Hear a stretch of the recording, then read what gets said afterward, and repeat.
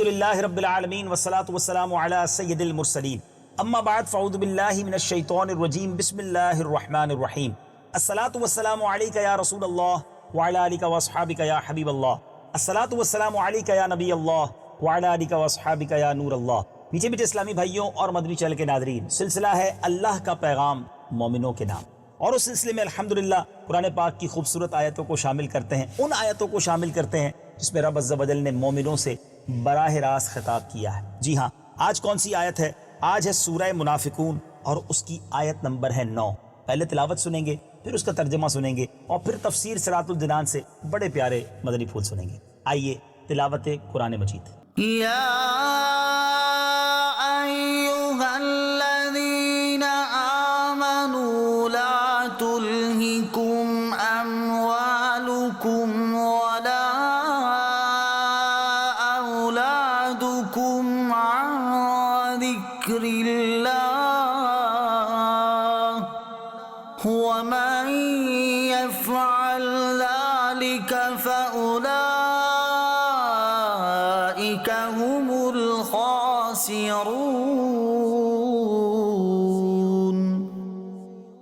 ترجمہ کنز العرفان۔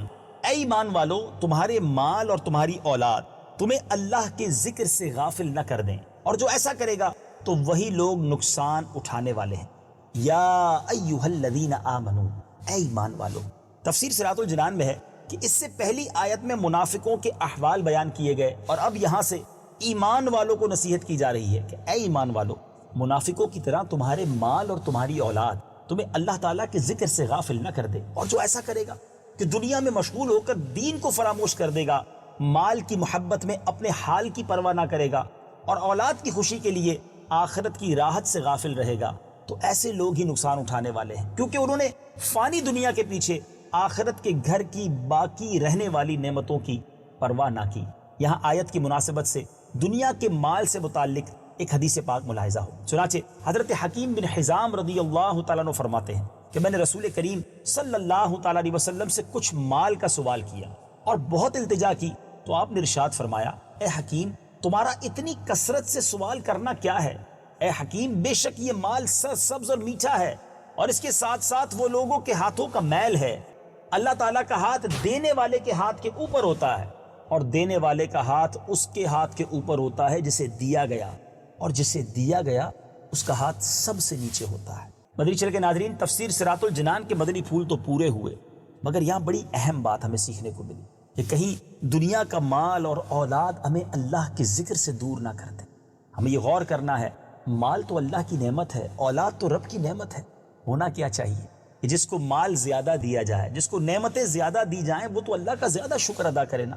مگر آج بڑا عجیب معاملہ ہے ناظرین، آج جو غریب ہوتا ہے ایسا لگتا ہے کہ وہ اللہ کے زیادہ قریب ہوتا ہے، مگر جیسے جیسے مال آتا ہے، نعمتیں ملتی ہیں، وہ اللہ سے اور دور ہونے لگ جاتا ہے۔ قرآن میں یہی تو تنبیہ کی گئی ہے، یہی تو سمجھایا گیا ہے کہ اگر نعمتیں ہیں تو ان نعمتوں پر رب کا شکر ادا کرنا چاہیے۔ ہمیں ان لوگوں کو دیکھنا چاہیے جن کے پاس نعمتیں نہیں ہیں، انہیں دیکھ کر اللہ کا مزید شکر ادا کرنا چاہیے۔ مال ہے تو وہ مال صدقہ اور خیرات کرنا چاہیے، اس کی زکوٰۃ پوری ادا کرنی چاہیے۔ اولاد ہے تو بے اولادوں کو دیکھ کر اپنی اولاد پر اللہ کا شکر ادا کریں، اور اولاد کی اچھی تربیت کریں، نہ کہ اولاد اور مال میں گم ہو کر اللہ کی نافرمانیوں میں لگ جائیں۔ یہاں ان لوگوں کو بھی درس حاصل کرنا ہے جو کہتے ہیں جناب ہم تو بچوں کی خوشی کی خاطر یہ سب کر رہے ہیں۔ بچوں کی خوشی کے لیے رب کو ناراض نہیں کیا جاتا۔ بے وقوف ہے وہ شخص جو مخلوق کو راضی کرنے کے لیے خالق کو ناراض کر دے۔ ہم خالق کو راضی رکھیں، مخلوق نے خود ہی راضی ہو جانا ہے۔ اے کاش دل میں اتر جائے میری بات۔ مدنی چینل دیکھتے رہیے، اگلے سلسلے اللہ کا پیغام مومنوں کے نام میں ایک اور آیت قرآنی لے کر حاضر ہوں گے، اور اس کے فیضان سے ہم سب اپنے دلوں کو منور کریں گے۔ صلو علی الحبیب صلی اللہ تعالی علی محمد صلی اللہ علیہ وسلم۔ یا ایھا الذین آمنوا، اے ایمان والو،